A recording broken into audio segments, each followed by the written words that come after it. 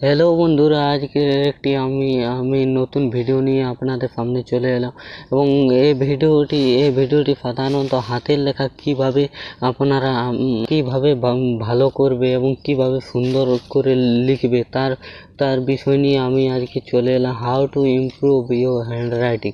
আপনি কিভাবে আপনার হ্যান্ডরাইটিং বা হাতের লেখা সুন্দর করবেন, তাই আপনাদের সামনে আমি নিয়ে চলে এলাম। এই ভিডিওটি একটুকু স্কিপ না করে লাস্ট পর্যন্ত দেখো।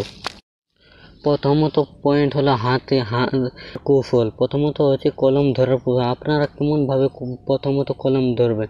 প্রথমত বৃদ্ধা আঙুল এবং তর্জনী এবং মধ্যমা হালকা প্রেস দিয়ে লেখার চেষ্টা করুন। তার ফলে কলম হাতের লেখা সুন্দর হবে এবং প্রত্যেকটি ভালো দেখতে হবে।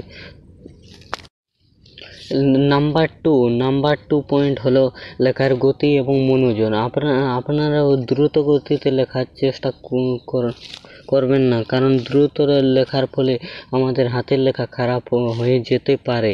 তাই ধীর গতিতে লেখা উচিত এবং প্রতিটি অক্ষর ধরে ধরে আমাদের লেখা উচিত। তার ফলে প্রতিটি অক্ষর দেখতে সুন্দর এবং ভালো হবে এবং নির্দিষ্ট মনোযোগ দিতে হবে অক্ষরের দিকে। অন্য কোনো দিকে মনোযোগ না দিয়ে অক্ষরটির দিকে মনোযোগ দিলে আমাদের হাতের লেখা সুন্দর এবং ভালো হবে।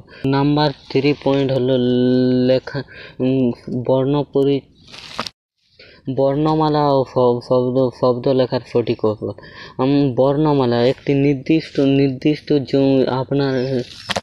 তোমরা জন বর্ণমালাটি পাচ্ছ না, সেটিকে ভালোভাবে প্র্যাকটিস করুন এবং সেটিকে বারবার লেখার চেষ্টা করুন। না করুন তো 20 বার চেষ্টা করুন, এরপরে ভালো হয়ে যাওয়ার সম্ভাবনাটা থাকে।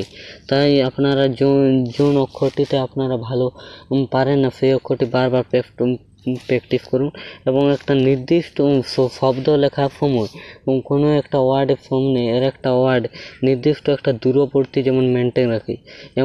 এমন করুন না যাতে একটা ওয়ার্ড এবং আরেকটা ওয়ার্ড পাশাপাশি হয়ে লেগে থাকে, দেখতে খারাপ হয়। তাই খাতাটা দেখলে খারাপ হয় এবং প্রতিটি অক্ষরে একটি নির্দিষ্ট আকার থাকবে এবং নির্দিষ্ট সেই আকারে লেখা উচিত। কোনোটি বড় এবং কোনোটি ছোট করা উচিত। নাম্বার 4 পয়েন্ট হচ্ছে লেখার সরঞ্জাম। আপনারা যে কলমটিতে আপনারা ভালো বুঝতে পারেন, মানে আপনারা সাধারণত যে কলমটিতে লিখেন সেই কলমটিতে লেখার চেষ্টা করুন, কারণ সেই কলমটিতে লিখতে আপনাদের ভালো সুবিধে হবে এবং ভালো লেখা হবে। কারণ অন্য কোনো পেন নেওয়ার চেষ্টা করুন না, কারণ অন্য কোনো পেন দিয়ে লিখলে খারাপ হওয়ার সম্ভাবনা এবং বেশি কালি বা গাঢ় কালি পেন না লেখাই ভালো এবং হালকাও পেন লেখা উচিত নয়। একটা মিডিয়াম মেনটেন করে আপনারা পেন কিনতে পারেন, যে পেনটি হালকা, অত গাঢ়ও নয় এবং অত পাতলাও নয়, একটা সিম্পল। এবং নাম্বার 5 আছে হাতের নমনীয়তা।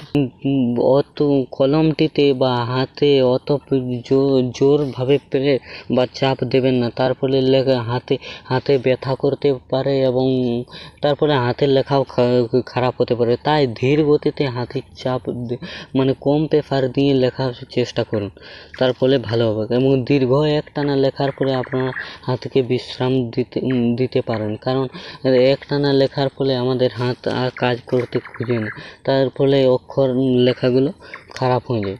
আমরা রাখছি কিভাবে আপনারা হাতের লেখা সুন্দর করবেন, তাই ভিডিওটির মধ্যে আপনারা জেনে নিলে এবং পারলে একটা বর্ণ পরিচয় বই কিনে নিতে পারেন। তারপরে অক্ষরগুলো দেখে যে অক্ষরটিতে আপনারা পারেন না সেই অক্ষরটি নির্দিষ্ট অক্ষরটি দেখে কিছুবার প্র্যাকটিস করার পরে ভালো হয়ে যাবে। এবং আমি যখন স্টেপগুলো বললে পয়েন্ট, আপনারা স্ট্রোক লেখার চেষ্টা করবেন।